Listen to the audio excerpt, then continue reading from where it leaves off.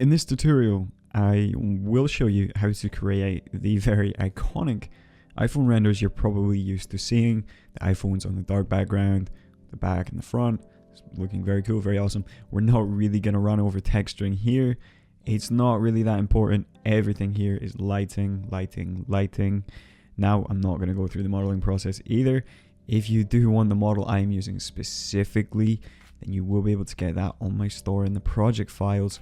And with that, you can sign up to my newsletter, where I'll be sending out a bunch of resources on how to approach the modeling process if that is the approach you want to take. So check out that. And while you're over there, check out my other assets. And without further ado, let's get creating these renders. So this is my base scene I created. As you can see, it's an extremely simple scene. We have 3 lights, the background, and the HDRI. The HDRI is a little studio HDRI, and we're kind of going to concentrate on these here, and how such a simple setup is getting us such a similar result to that very, very iconic render. The textures now. I want to discuss this because this is a bit boring and I don't really want to go through all this stuff. So what I'm going to do is I'm going to swap into a new project here with the iPhone kind of in a very basic state, just still, but it is textured. Now, look at all these up here, all these tags. I'm not going to go through dragging every texture onto every single tag and doing all that because it'll take 10-15 minutes and it's very, very basic stuff, and I don't really want to waste any time with that when that's not really responsible for our main look here. So what I will do instead is kind of overview the approach that I took. Now, I did these renders awfully quick. Not only that, I didn't use any texturing. These are materials. There's no textures really being involved here besides the screen. So what I've done is, like, on this material specifically on the front here, that was a control click on the live viewer to grab the material, by the way. You can just see it's a metallic material. It's in the body mats layer. And I've separated everything into layers here. And it's just kind of eyeballing the fact that, okay, maybe I should have retextured the antenna here. In fact, I think I did, and the lighting may pick that up. But, you know, you've got the back is slightly more matte, and the side is much more glossy. And if we come back into the original scene here, and I give that a little buzz, come into a different camera, you will see kind of, this is the, okay, so I did texture the antenna differently there. We've got the sides being a little bit glossy and the back being more matte. It's simple stuff. With your model, set that up, run through it. There's no texturing, there's no surface imperfections, there's nothing difficult. What we're going to do is just run straight into the lighting. The one thing I will go over, which I will show you how to do, is if you come to the screen material, we can have that classic mix material, where I've got the reflection of the screen, but I'm mixing it with using a screen glow with a black body emission, just to get a nice balance between the brightness of the screen with the reflections of the screen at the same time, which you can kind of see just here. And you know, you could mess with that balance a lot more, go much more bright, go much more reflective, to the point you're not really seeing anything. So there's both the kind of methods you can take there. But what we're going to do is we're going to come back into this scene, and we're going to start our renders. So we can make this 1080 by 1080. You're going to want a square frame. And I'm going to do Shift Z camera. That is a script, by the way. It's on my store. It's free. And then with a setup like this, you can very easily push this to a point where we start lighting it. Now I'm going to put together a Notion board that I will put in the description, which you can check out, which will have a lot of references. So once you kind of have the lighting down here, if you want to take this in separate directions, you can, but also just to help with the general kind of texturing, because like I said, you're going to kind of want to study that, look at it, look at the different angles of it. Now I will try and point at different parts of it as we go through this and give you little pointers on specific things. You know, I think it's fairly apparent that For the back and the front, you're going to want to be using metallic materials. Again, with this part here, it's nothing too complex. But what we will do is move straight into the lighting. I'll get my camera recentered here. It's Control-Shift-Z to undo the camera movements. So I'll drop in a texture environment, and we'll make it black. And this alone is going to really set up. And the first thing we're going to do is just add in an area light. That's kind of what we're going to be working with here. If you press F2 with the camera perspective, now what we're doing is, I'm sure if you've seen any of my tutorials, you've seen me use this trick, but we are keeping the live viewer in the same place, but we moved our camera. So if I bring this light out to the side, turn it 90 degrees, you can see we're highlighting the edge of the phone, and that's exactly what we want. Now I'm just going to fix this screen material because it's being a little bit weird. I don't know if it's had trouble copy and pasting all the textures, which it can do. That stuff happens, you know, it happens. So just gonna grab that, and I'll pop this material on there for now. Okay, so we saw this kind of setup of the two phones slightly at an angle, with the front on the bottom and the back on the top. We're going to try and recreate that. So I'm just going to give our phone a little bit of a rotation, maybe 50 degrees on the H, and I'm going to push it back maybe 20 degrees.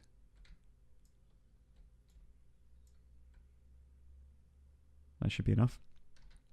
And if you press W here, you can recenter your axis. So I will leave that the way it is just now. I'll press F2 again, and here we're going to duplicate our phone.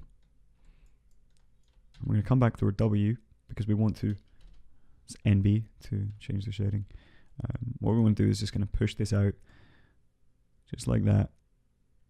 So it's just kind of doubled where the screen is. Don't worry about the camera bump. We just want to double. Make two of the phones. And then what we can do is just holding shift, rotate that 180 degrees. And now it's going to be pretty perfect. And we can just slide that along about half the length of the phone. And now we kind of have that set up.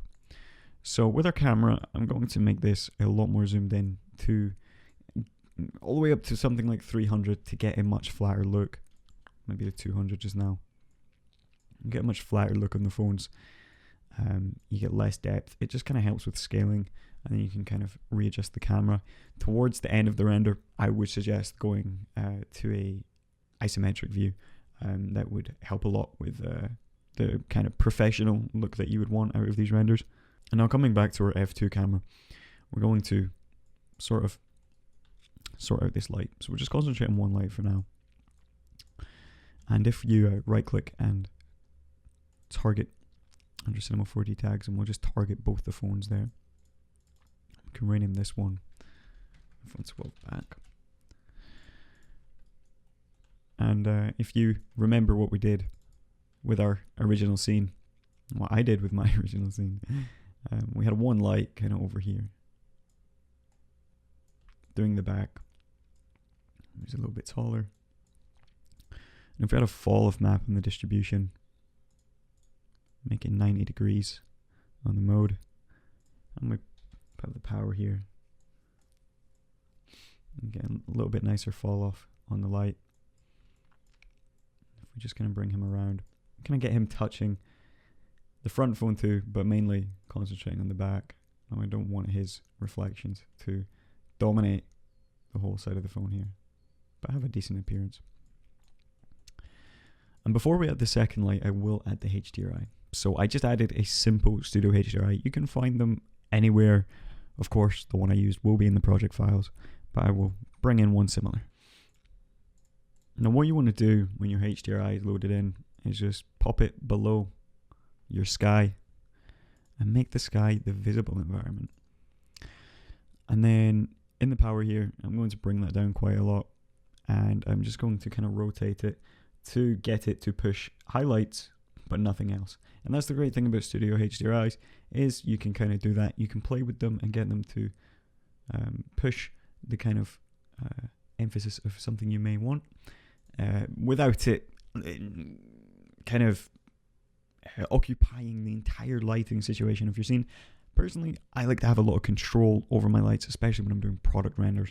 I think over the next little while, you're going to see my tutorials push themselves into a product rendering standpoint, because that is what I do for a living. And I think it makes sense to do tutorials on that note. And one thing I like to do when I'm lighting products for clients is to have hyper control over my lights and where my reflections are. And well, the way to do that is with area lights and a lack of HDRI, because there's always little bits in the HDRI that you can't control. So I'm going to duplicate that light, just turn them both off in the camera visibility. And this light, what we're going to do is we're going to make him a bit smaller, maybe a bit wider. I'm going to just get him on the top of the phone. I'm kind of shooting down there a little bit.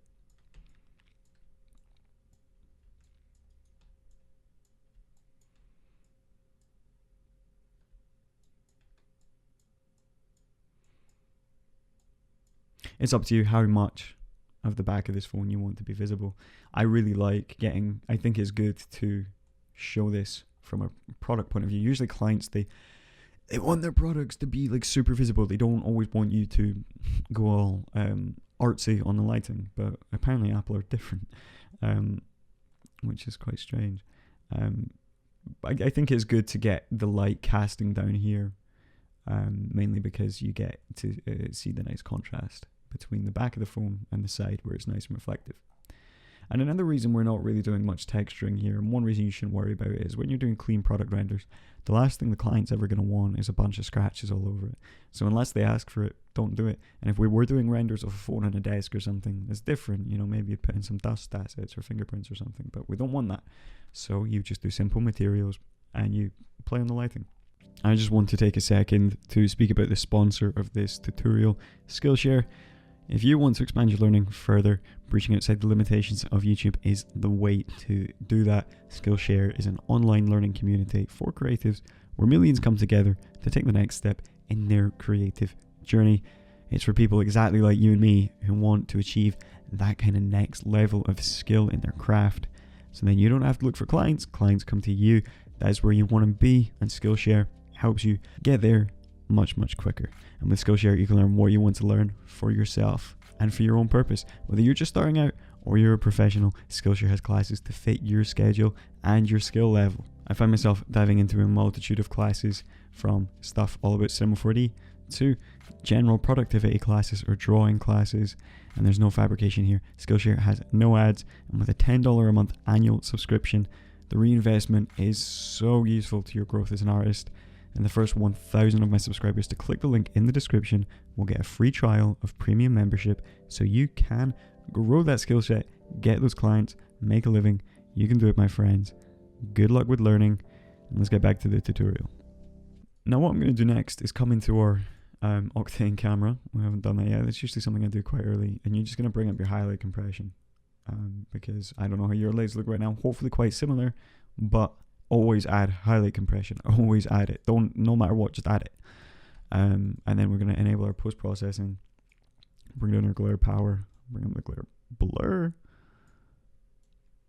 maybe a tiny little bit of cutoff. And that's just going to make this, if I store this,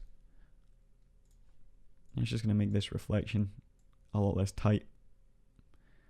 And you don't want too much, but just enough to kind of get rid of that tightness. So again, that adds a lot to the scene.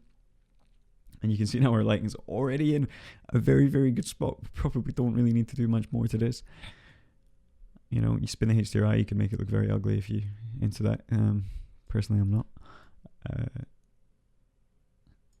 I think I'm pretty happy with that. Now, if you call this the fill light, and the second light is the key light, and if you duplicate this key light one more time and you bring it under the phone, you can maybe turn off the first two. One thing I did do, I'm going to delete the target because it's going to get in my way a little bit, is I put a light underneath the phones here. You can see that doesn't have much power to it right now. So if you maybe put this to about 5,000.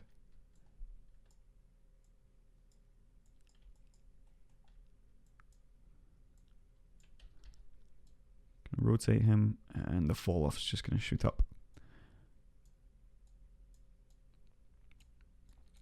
And what I'm trying to do here is kind of get an upwards glow. Now, I kind of want this on the right sides of the phone a bit more.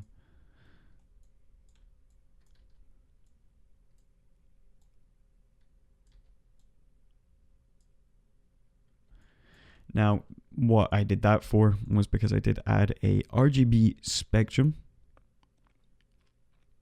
I can never find it. There we go. I'm using Octane for 4 years and I still can't find that.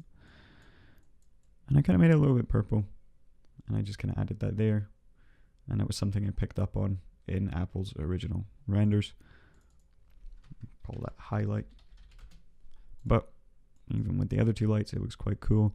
One thing I would recommend, if you hold Control and grab all your lights here and set the sampling rate to, I don't know, maybe 248. Put that up higher if you need to. Black bodies tend to, black body emissions, the lights that we're using right now, tend to not get along very well when there's a lot of them. And they start to cause a lot of noise. Another way around this is if you come into your render settings, which I would set up, I would generally go for about 248, go 8.8, hit tab, go 10 on the GI clamp. Sorry if that was a bit quick. And you know, another way around that is your pattern power, just drop it to like 0.1, and maybe turn on adaptive sampling. And that'll just kind of help combat the black body noise a little bit.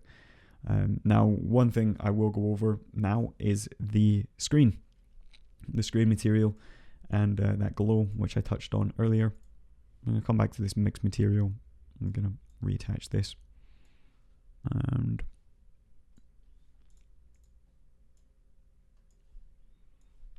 if you just assign it,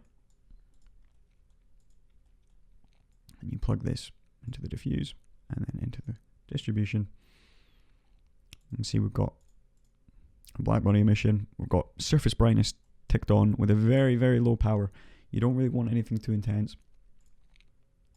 And just make sure this here is in the specular, not the diffuse, like me being an idiot, because that was what was making that look a bit funky. You can see we've got our reflections there now with a very, very low kind of screen. I think I would probably maybe go for a little bit more reflection this time. Whatever balance you want, you know, I like that. I think that looks cool. If you zoom out here, you can kind of see the effect you've got. It's a nice look. I like it a lot. Kind of seeing the glossy sides here was, I think, a very aesthetic touch from Apple, even if it does have a absolutely stupendous amount of fingerprints. I think it looks really cool for renders, and you know, that's what we're here for. I'm maybe just going to bring the back of the iPhone up a little bit more, get him a little bit more disconnected, and I think the textures here in the back of the camera lenses could be a bit better, but this is a muscle flexion that we're doing here. We're not trying to create anything groundbreaking, and yeah, I think you can see that by how quick we have created this scene. If you just kind of want to pack everything up here, call this scene, you call these lights, and then what we can do is maybe experiment with some different cameras. So if we call this front, what we could do next is duplicate this, and if you set this to about 800 and then changed it to isometric, you can see that's how you kind of get that effect. So maybe that's a little bit too much, but 600 would definitely do the trick. And that's kind of how Apple would render it. They would most likely do it in an isometric view like that. And what that helps is just make sure these lines stay parallel and keep everything kind of in a much neater fashion. So that's something I would consider doing. One thing I will do, just to kind of wrap up here, so I go back into this original scene and I hit render here, we can see side by side how different they look. Definitely got them more angled on my original scene, and I also did something to the background which I will actually show you quickly. Don't want to miss out on that. So what we had there, we had these more angled. We'll come back into our front camera so we can see. Now I will rotate this in the now. These were much more angled. And we seem to be closer up too, so maybe let's go for 250. Yeah, that's nice. The background, what I did there on the BG, now what I did to lift this up slightly was I just changed the color here to a slightly lighter gray. Not that much, maybe 3%. And what that does is it just kind of lifts up the background, gives it a little bit of a disconnect. If this is going on a landing page, if these were product renders that somebody wanted on a website, generally a pitch black background is probably not what they would want unless their entire website is designed around that. So you just lift the blacks up a tiny little bit, and it just gives the product that kind of standing out point. I'm glad I went into that scene and managed to catch that, because it's a very, very good point. And apparently the Apple logo is 3D modeled on the back here. When you're 3D modeling products, don't do this. I didn't model this, but don't do this. Just don't. So if we come back into this original scene here, funny story, I once had a product given to me to do renders with for a client, and the product had a touch screen like this, and I won't say what the product was, but the model that was gave to me, okay, I just want you to imagine this, and this is going to be a big confidence boost for you new artists. The model that was gave to me had the screen user interface 3D modeled onto it. The person had 3D modeled the UI. Like, imagine modeling an iPhone and then 3D modeling with MoText the time that would go here on a log screen. That's what the person had done. And it was just like, no, I'm remodeling that myself. And I'm not the biggest fan of modeling, but, you know, I was like, no, I'm doing that myself. There's a funny story. Okay, so if I run through these camera angles here, you can see I've kind of got the bottom there. And we've got the side. Very nice camera angle. Love that. Maybe we can see how that looks in our scene quickly. Call this side. Call this ISO. Now, I initially wanted to do this tutorial much closer to the inception of these renders, but it just didn't quite happen. I got busy. So I'm a little bit disconnected with some of the decisions I made, because this was something I created weeks ago. Now, thankfully, our lighting holds up from the side. Something we love. And one thing I would suggest as well is to bring this down like that. Completely forgot about that. And that looks great. Maybe zoom out a little bit. And then you have the same kind of thing. The lights in the scene are kind of overpowering the diffuse here, which again is all the more reason to have our highlight compression, because that gets really hot and tight without it. That was a bad choice of words. So what we should do is just ignore it, or change your lights using a take. Okay, so back out of the front here. Everything's looking nice. I don't really like the shadow on this. It's annoying me. Maybe just bring that light down to get rid of that. Yeah, I think bringing down the phone here is similar to the way Apple did it. Anyway, with that, I'm going to wrap this tutorial up here. I could keep playing with this. There's not really much to go with it. I did want to try some other colors in my original scenes, do some reds. I really like the kind of coral type red that they used in the iPhone 12s. I did want to try some more colorful renders. I think if you were to do the more kind of vibrant color choices of the iPhone, I would suggest what we did with the background. Just kind of do that with the color. That's always a great thing to do with kind of branding, is to just flip the background to the same color. So maybe take that BG to a very, very light dark red when you're changing the iPhone to a dark red. I hope you enjoyed this tutorial. If you have any questions about the texturing portion of the these renders, feel free to just leave a comment or message me and ask me. I know that some of you may struggle with that if you were newer to Cinema4D, but I didn't really want to drag out just me dragging materials on the model for 15 minutes, and I certainly didn't want to spend ages modeling it, so I just wanted to focus on the principles of getting a nice product render, and that's what we've done. I hope you enjoyed it. If you want my original files, they will be on the store. This model will be there, which is not the best model, but it will be there. So feel free to check that out, and check out my other assets too. I'm going to be doing a lot more of these product renders. I have tons of ideas. I think it's going to save me a lot of time and allow me to upload much better with all the client projects going on. So thank you for watching. Show me these renders. I'm excited to see what you guys do with this. Be sure to show me them. Tag me in them on Instagram. And I'll see you in the next tutorial. Goodbye.